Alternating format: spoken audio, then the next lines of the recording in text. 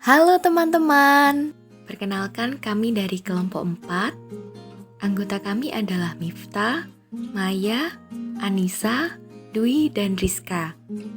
Kali ini kami akan membahas tentang prosedur analisis kesalahan berbahasa. Simak baik-baik ya. Analisis kesalahan berbahasa itu adalah suatu proses. Nah, sebagai suatu proses, ada prosedur yang harus dituruti sebagai pedoman kerja. Lalu, apa saja sih prosedur atau langkah-langkah dalam analisis kesalahan berbahasa tersebut? Simak video ini sampai selesai ya. Menurut Dr. Haji Syamsul Gufron MSI, prosedur pertama untuk mengadakan analisis kesalahan ialah pengumpulan data. Data berupa lisan maupun tulis.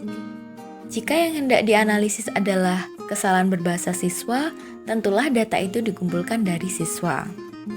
Untuk memperoleh data, kita harus memperhatikan langkah-langkah yaitu menentukan tujuan, menentukan sasaran, menentukan metode, menyusun instrumen, lalu pengambilan data. Yang pertama adalah menentukan tujuan. Ada bermacam-macam tujuan yang ditentukan sebelum menganalisis kesalahan berbahasa. Misalnya untuk mengetahui kesalahan berbahasa yang dilakukan siswa saat berpidato, saat mengarang, dan lain sebagainya.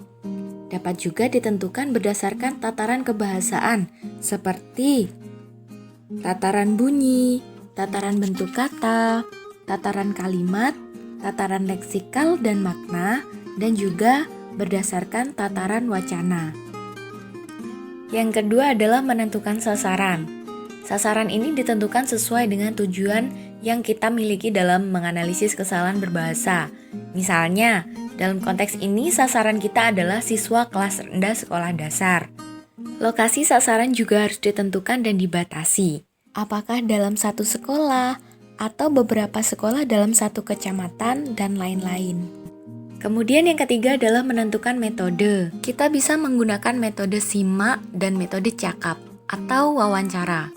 Nah, teknik yang digunakan dalam metode simak mempunyai satu teknik sadap sebagai teknik dasarnya dan beberapa teknik lain yang merupakan teknik lanjutan, yakni teknik sadap libat cakap, teknik sadap bebas cakap, dan teknik rekam serta teknik catat.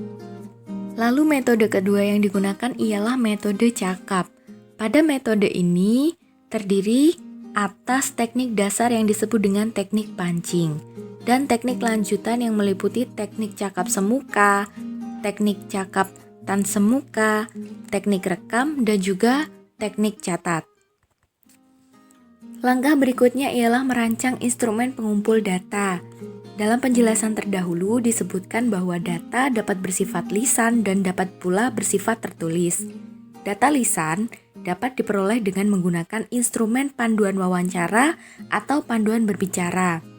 Sedangkan jika kita menginginkan data yang dikumpulkan bersifat tertulis, maka peneliti dapat membuat instrumen seperti ujian menulis atau mengarang. Lalu proses yang terakhir dari pengumpulan data ialah proses pengambilan data. Pada tahap ini, sebaiknya kita perlu memperhatikan hal-hal berikut, seperti memilih waktu yang tepat, mempersiapkan alat-alat pengumpul data secara lengkap dan akurat, mengurus perizinan yang diperlukan dengan baik, dan mempersiapkan tempat pengumpulan data. Waktu harus diperhitungkan benar-benar. Untuk mengadakan wawancara atau bercerita misalnya, dibutuhkan waktu yang cukup. Misalnya, seorang siswa diberi waktu 10 menit untuk bercerita. Jika di sebuah kelas ada 40 siswa, paling tidak dibutuhkan 400 menit lebih. Nah, agar data lisan dapat dikumpulkan secara akurat, kita perlu mempersiapkan alat rekam yang baik, yang dapat merekam dengan baik, jelas, dan tidak terlalu mencolok. Hasil dari rekaman tersebut kemudian harus ditranskripkan, yakni ditulis kembali. Nah, teman-teman, selanjutnya kita memasuki langkah kedua untuk mengadakan analisis kesalahan, yaitu identifikasi frekuensi, wilayah, dan terapi. Maksudnya apa ya?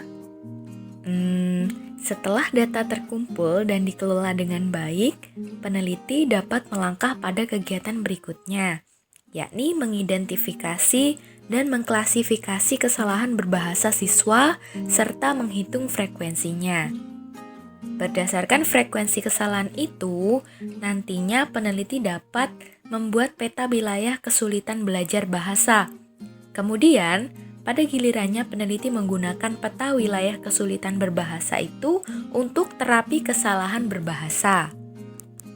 Yang pertama ialah identifikasi kesalahan. Mengidentifikasi kesalahan berbahasa berarti mengenali kesalahan yang dilakukan oleh pembelajar bahasa. Jika hendak mengenali kesalahan berbahasa itu, sudah pasti peneliti harus menentukan tolok ukurnya. Untuk penggunaan bahasa Indonesia, tentu saja tolok ukur itu adalah Kaidah Bahasa Indonesia Baku yang meliputi kaidah tentang lafal dan ejaan, kaidah bentuk kata, kaidah kalimat baku, kaidah leksikal, serta kaidah-kaidah wacana. Contohnya, pada kata unit, biasanya orang-orang yang melakukan kesalahan berbahasa menyebutnya dengan unit, sedangkan seharusnya lafal yang benar ialah tetap yakni unit. Kemudian pada bentuk kata, kebanyakan orang menuliskan kata mengubah dengan kata merubah, padahal mengubah itu berawal dari kata dasar ubah, bukan rubah. Jadi yang betul atau yang baku adalah kata mengubah. Lalu yang kedua, setelah diidentifikasi dan diklasifikasi, data kesalahan perlu juga dihitung frekuensinya. Berapa kali sebuah jenis kesalahan, misalnya penghilangan awal meng digunakan oleh siswa. Demikian juga misalnya berapa kali kesalahan menghilangkan subjek atau subjek tidak jelas dilakukan oleh siswa, dan sebagainya. Hal itu perlu dilakukan untuk mengetahui derajat kesulitan tiap-tiap butir kesalahan tersebut. Jika sebuah jenis kesalahan berfrekuensi tinggi, dapat diduga siswa atau pembelajar mengalami kesulitan yang serius tentang butir-butir berbahasa tersebut. Lalu yang terakhir adalah wilayah dan terapi kesalahan berbahasa. Hasil analisis kesalahan berbahasa akan menunjukkan wilayah kesulitan berbahasa siswa. Setelah diidentifikasi, diklasifikasi, serta dihitung frekuensinya, kita dapat menentukan wilayah kesulitan berbahasa. Nah, wilayah kesulitan berbahasa itu dapat ditata berdasarkan tataran kebahasaan, jenjang kesulitannya, serta jenjang pembelajar. Nah, untuk kepentingan terapi kesalahan berbahasa, sebaiknya peta kesulitan berbahasa itu tidak hanya bersifat deskriptif, tetapi jauh lebih menyentuh faktor sumber penyebabnya serta proses kesalahannya. Pada gilirannya nanti, rancangan terapi kesalahan itu dapat memanfaatkan hasil pemetaan kesalahan berbahasa yang benar-benar mencerminkan kebutuhan pembelajar dan menguasai bahasa sasaran. Jadi, bagaimana teman-teman? Mudah bukan? Prosedur atau langkah-langkah menganalisis kesalahan berbahasa itu? Sekian dulu ya untuk video kali ini. Terima kasih sudah mau belajar bersama kami. Sampai jumpa.